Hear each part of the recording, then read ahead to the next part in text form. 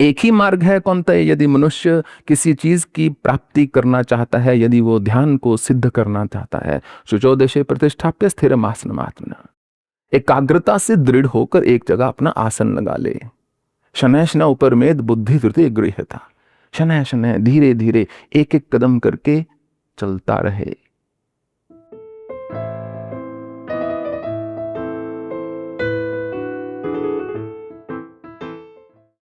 आपका प्रश्न है कि यदि साधक में आत्मविश्वास की कमी हो और साधना का मार्ग बहुत लंबा है, बहुत एक पता नहीं किस मोड़ पर मनुष्य पहुंचेगा, तो उसके चलते क्या करना चाहिए साधक को। और विष्णु सहस्रनाम या किसी भी सहस्रनाम या जप में जब हम बहुत बार उसकी पुनरुक्ति करते हैं तो क्या उससे साधना क्षीण होती है या कम प्रभाव मिलता है या कम फल मिलता है। विष्णु सहस्रनाम में कुछ नाम रिपीट होते हैं, 2 नाम ललिता सहस्रनाम में रिपीट होते हैं, परंतु जो ओरिजिनल विष्णु सहस्रनाम है जिसका कि हमने उच्चारण किया था जिस समय प्राण प्रतिष्ठा हुई थी भगवान की, उसमें कोई सहस्रनाम रिपीट नहीं होता, उसमें कोई नाम रिपीट नहीं होता, दोबारा से नहीं आता। एक आपने सुना होगा, ओम रमे रमे ओम रमे रामेति रामेति रमे रामे मनोरमे सहस्रनाम तत्तुल्यम राम नाम वरानने। ये अक्सर सहस्रनाम के संदर्भ में इसको कहा जाता है कि सहस्रनाम जो है, जो राम नाम है, एक सहस्रनाम के बराबर है। परंतु जब भीष्म पितामह ने सहस्रनाम जो सुनाया उस समय अर्जुन को, उसमें यह श्लोक कहीं नहीं आता। आपने कभी इस बात पर गौर किया है? क्योंकि जो ओरिजिनल सहस्रनाम है वो कोई और है, जिसमें कि भगवान शिव ने मां पार्वती को सुनाया और उनका हे वरानने सहस्रनाम तत्तुल्य राम नाम वरानने, कि हे वरानने, उसमें ये आता है। अब इनका कहना है कि कुछ नाम उसमें दोबारा आते हैं। एक मां होती है जैसे, उनको हम नाम से थोड़े ना बुलाते हैं, कई बार प्यार से मैं अपनी माता रानी को नाम से बुला देता हूं वैसे, पर हम मां को मां ही बोलते हैं। मां के कितने ही नाम क्यों ना हो, हम एक ही नाम से तो पुकारते हैं, मां ही तो बोलते हैं। तो यदि नाम दोबारा आ भी गया तो उसमें कोई आपत्ति नहीं है, नाम तो भगवान का ही है।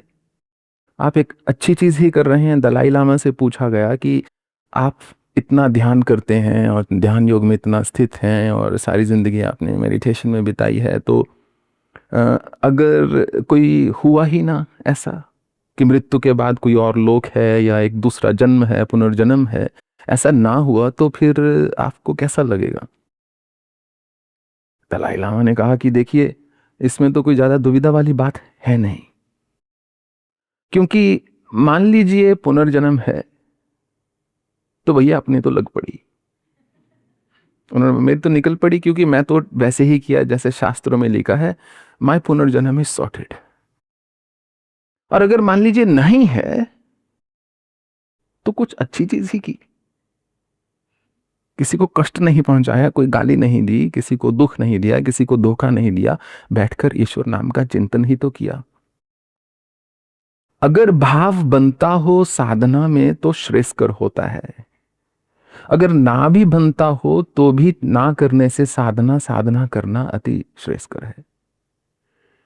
एक बालक ने अपने दादा से यही प्रश्न किया कि उसके दादा उसको प्रतिदिन मस्जिद लेकर जाते थे इबादत के लिए, कि हम रोज एक ही चीज बार बार बोले जा रहे हैं, क्या इसका कोई लाभ है? तो दादा ने कहा कि एक काम करो बेटा, पास में जो नदी बह रही है ना, उसमें से थोड़ा पानी भर के ले आओ और ये लो इस पात्र में ले आओ। वो छलनी थी। तो छोटे बच्चे ने सोचा कि दादाजी शायद उम्र से पहले घूम गए हैं थोड़ा, पर दादा ने कहा नहीं, लाओ, जो मैं कह रहा हूं उसको करो। वो पास में एक अंगीठी होती है, उसके पास थोड़ा राख होती है, उसमें से छलनी उठा के जो है पकड़ा देते हैं। वो बच्चा जाता है, पानी लाता है, जब तक लाता है कहता दादाजी इसमें कहां से पानी रुकेगा ना, थोड़ा सा भी नहीं रुका, मैं किसी दूसरे बर्तन में ले आता हूं इसको, नहीं एक बार फिर से जाओ। तो दादा उसको जैसे तैसे समझा के 4-5 बार प्रलोभन देकर अलग अलग बातों का उनको छलनी से पानी लेने के लिए भेज देते हैं उस बच्चे को। 5-7 बार जब वो जाता है तो बच्चा जो है बगावत कर देता है कि अब मुझे नहीं पानी भरना, क्योंकि इसमें पानी भर ही नहीं सकते। तुमने ठीक कहा बेटा, जरा छलनी की ओर देखो तो बालक क्या देखता है, वो धुल चुकी है, उस पे जो राख जमी हुई थी, जो कोयले का कालखपन था, वो सारी जो है दूर हो चुकी है। ठीक वैसा ही नाम जप से होता है, ठीक वैसा ही साधना से होता है। धीरे धीरे मनुष्य के चित्त का शुद्धिकरण होता रहता है। आपने कहा यदि साधक में आत्मविश्वास ना हो तो क्या करे? आत्मविश्वास के लिए ही तो साधना कर रहे हैं। साधना करने से आत्मविश्वास बनेगा, आत्मविश्वास बनने से साधना और दृढ़ होगी, चाहे वो किसी भी प्रकार की साधना क्यों ना हो, मंत्र जप की हो, योग की हो, पढ़ाई की हो, कुछ जीवन में प्राप्त करने की हो, किसी भी चीज की साधना करना। शनशना उपरमेद बुद्धि धृते गृह्यता आत्मसंस्तमनः कृत्वा न किंचिदपि चिंतयेत। एक ही मार्ग है कौनतय, यदि मनुष्य किसी चीज की प्राप्ति करना चाहता है, यदि वो ध्यान को सिद्ध करना चाहता है, शुचोदेशे प्रतिष्ठाप्य स्थिरमासनमात्मना, एकाग्रता से दृढ़ होकर एक जगह अपना आसन लगा ले। शनय शनय उपरमेद बुद्धि धृते गृह्यता, शनय शनय धीरे धीरे एक एक कदम करके चलता रहे, बुद्धि को धारण करना सीखे, इंद्रियों को संकुचित करना सीखे, जिसको कि पतंजलि ने कहा प्रत्याहार के माध्यम से आप कर सकते हो। इंद्रियों को कम से कम भोजन दो तो अपने आप क्षीण पड़नी शुरू हो जाएंगी। मन को आत्मसंस्तमन कृत्वा न किंचिदपि चिंतेत, मन तो भागेगा, मन की एक ही गति है दौड़ना, मन स्थिर हो ही नहीं सकता। मन को स्थिर करना है तो चेतना को स्थिर करना होता है, विचारों को स्थिर करना होता है। अभ्यासेन तु कौन्ते वैराग्यञ्च गृह्यते, थोड़ा अभ्यास चाहिए, थोड़ा वैराग्य चाहिए। जब तक कुछ आपको प्रिय है विश्व में बाहर, जब तक किसी चीज की भी इच्छा है, तब तक जो है मन मनुष्य का स्थिर नहीं हो सकता। और स्थिर ना भी हो इसमें कोई बड़ी दुख की बात नहीं है, पर एक जगह लग जाए, एक ही दिशा में दौड़ रहा है मन, तो कहीं ना कहीं अवश्य पहुंचेगा। समस्या तब आती है जब मन 20 दिशाओं में दौड़ रहा है। आशा पाश तैरबद्धा काम क्रोध प्रायण, शत शत आशाओं के पाश में मनुष्य बना हुआ है।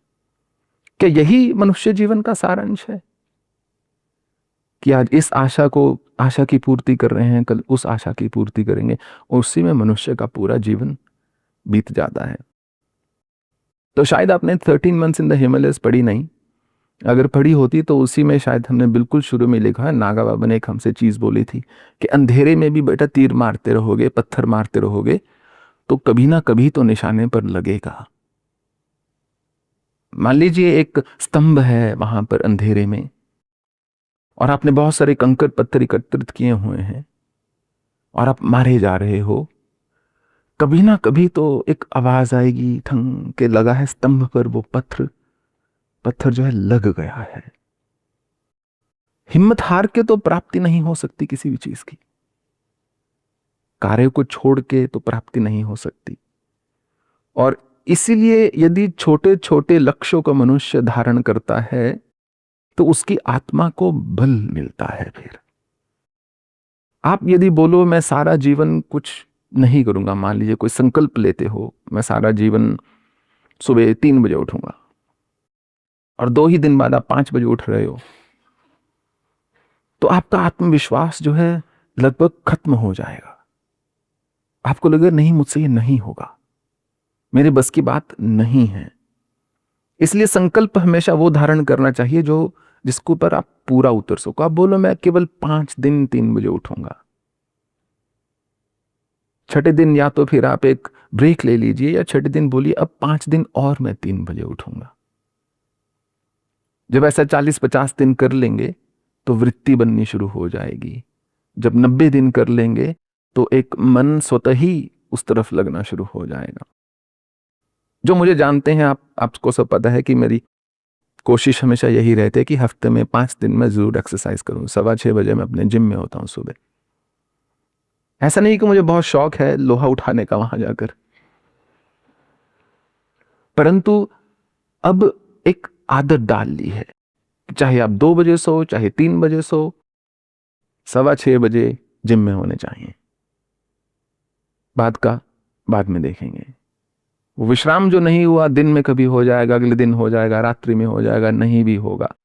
तो वो जो एकाग्रता है, वो जो नियम है, उसी से मनुष्य को फ्रीडम मिलती है, उसी से स्वतंत्रता मिलती है, उसी से आत्मविश्वास आता है। इसलिए पतंजलि ने सबसे यम के बाद नियम को रख दिया। पहले सिद्धांतों को धारण कर लो, उसके पश्चात जिंदगी को, जीवन को एक नियम से जियो, तो अपने आप जो है आत्मविश्वास बन जाएगा।